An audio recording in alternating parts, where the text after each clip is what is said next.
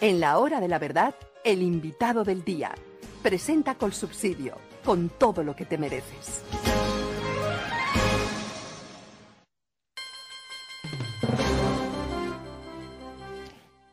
Doctor Rafael Nieto Loaiza, exministro de Justicia y candidato que fue lamentablemente no elegido a la presidencia de la República de Colombia. Muy buenos días. Doctor Londoño, muy buenos días para usted y para todos aquellos que nos oyen en la hora de la verdad. Bueno, el presidente de la República debía ser usted. No lo es. Tenemos a Petro, está cumpliendo un año y en ese año, menos de un año, ya la gente se reunió y marchó en cantidades enormes. Los escándalos de Petro, la situación de este gobierno y la marcha para protestar contra tantos desafueros. ¿Cuál es su visión, doctor Nieto? Quizás sea lo primero decir que Petro, él solito, decidió reventar su coalición de gobierno en abril, cuando no fueron aceptadas en su texto integral las propuestas de reforma a la salud que su ministra Corcho estaba promoviendo. El resultado de ese rechazo en el Congreso a ese proyecto fue que Petro terminó desvinculando de su gabinete a los ministros más moderados que había en él, incluyendo una figura que terminaba por ser muy importante para el sector empresarial, para los analistas de inversión, incluyendo los internacionales, y para la economía en general, que era el ministro de Hacienda. Pero no le bastó con ello. No solamente salió de Ocampo y de Gaviria y de Cecilia López, sino que también decidió, y lo anunció públicamente, que la coalición que habían construido en el Congreso ya no iba más. Ese es un elemento que a mí me parece fundamental para poder hacer el análisis, doctor Londoño, porque es el inicio de un proceso de erosión en términos de gobernabilidad de Petro, sobre todo en el Parlamento. En paralelo, Petro pretendió cambiar ese espacio que tenía, además, con unas amplias mayorías, por la calle. Y decidió entonces promover sus balconazos y más recientemente participar en una manifestación que estaba en la calle. Y ese es el punto segundo que creo que hay que resaltar. Petro buscaba presionar las reformas que estaba tramitando en el Congreso a través de unas manifestaciones públicas, a través de la calle. El tercer elemento es que eso no le funcionó. Las manifestaciones fueron todas muy pobres, las de Petro, en participación, incluyendo la última, que fue la más numerosa, pero aún así de muy poca gente.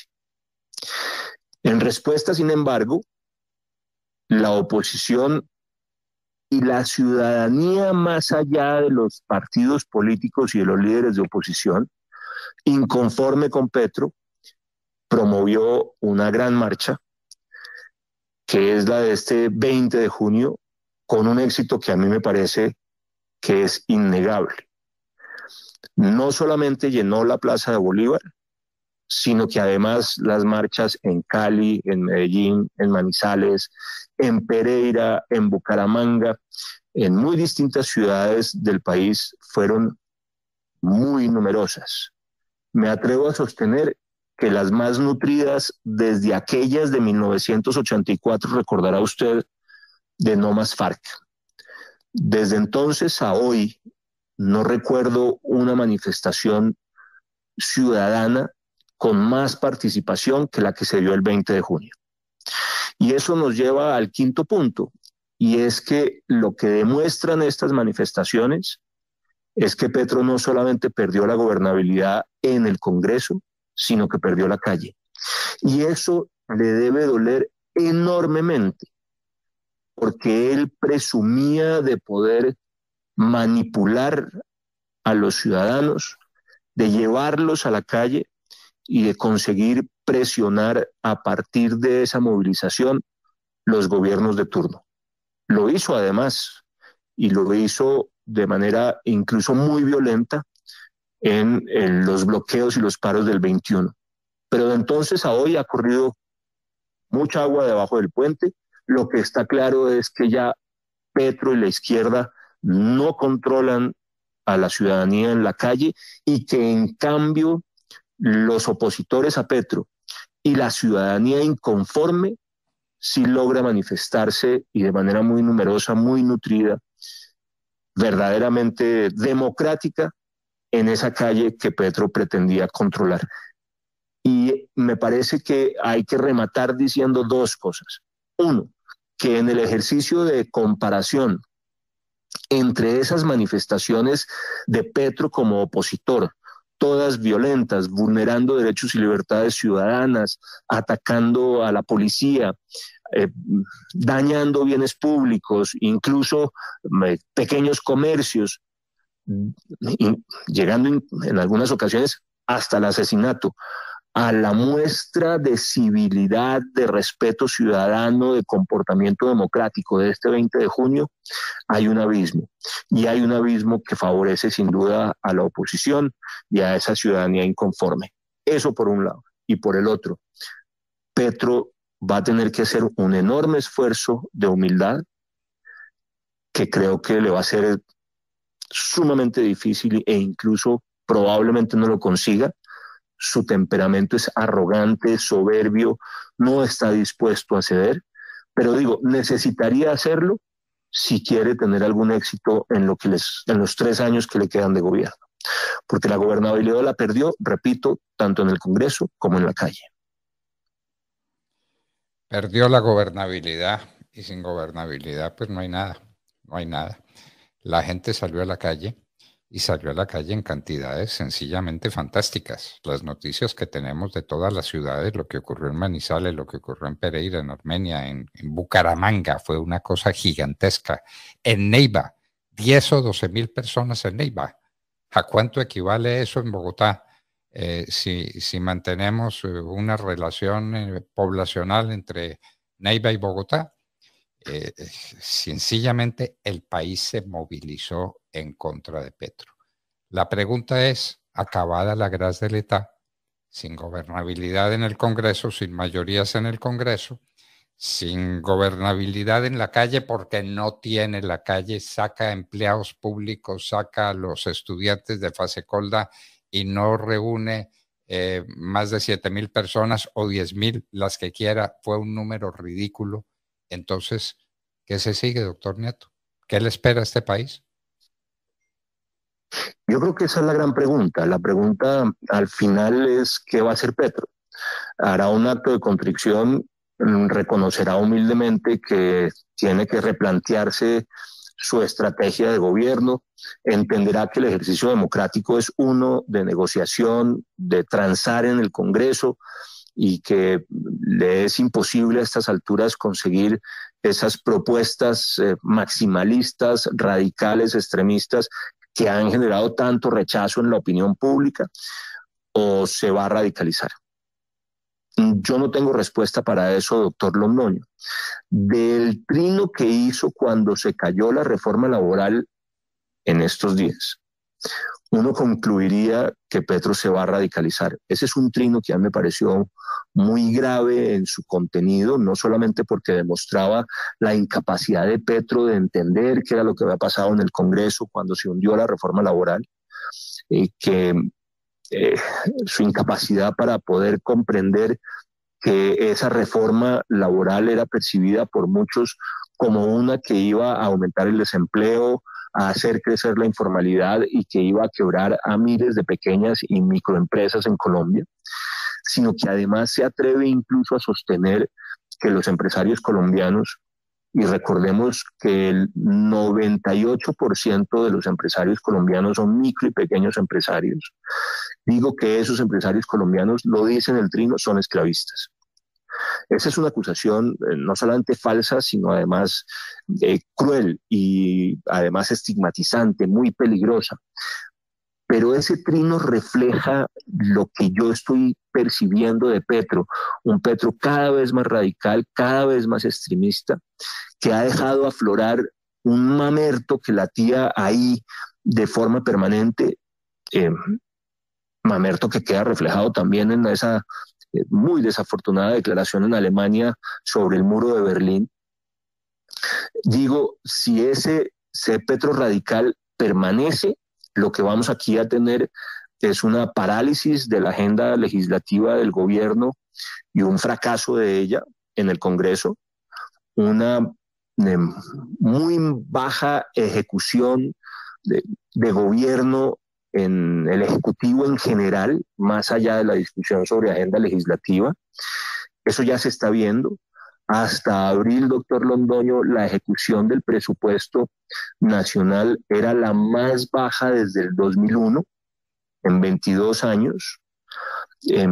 Este gobierno no sabe ejecutar, no solamente es confrontativo, polarizador, agresivo, violador de los derechos y libertades ciudadanos y amenaza la libertad de prensa, sino, repito, es que no sabe ejecutar, no sabe gobernar.